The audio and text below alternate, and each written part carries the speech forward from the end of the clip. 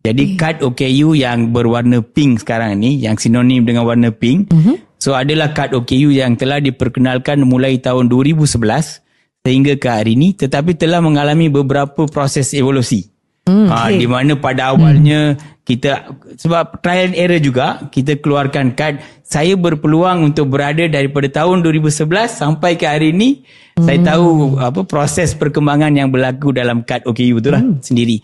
Jadi saya boleh ceritakan sedikit. Pada awalnya kad OKU kita hanya kad OKU biasa, warna pink, masih warna pink dengan adanya chip dan sebagainya.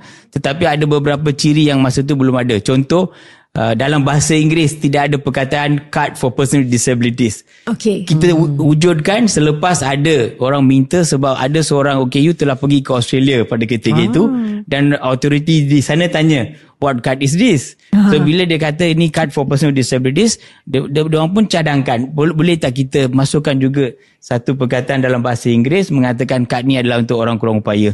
So perkara seperti itu kita ambil kira juga supaya memberi peluang dan ruang kepada orang kurang upaya dan parents yang membawa anak OKU untuk sama-sama menerima kemudahan yang disediakan kepada anak-anak mereka even di luar negara.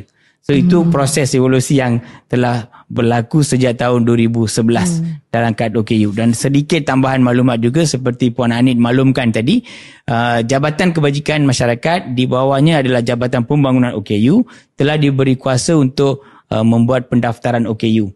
Dan pengarah Jabatan Pembangunan OKU adalah Ketua Pendaftar Orang Kurang Upaya di Malaysia, dan semua pengarah JKM negeri adalah pendaftar.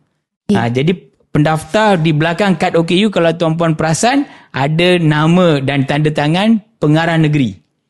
Bukan pengarah ketua pengarah ataupun ketua pendaftar, bukan. Itu adalah tanda tangan pengarah negeri yang dalam akta OKU mengatakan mereka adalah pendaftar orang kurang upaya.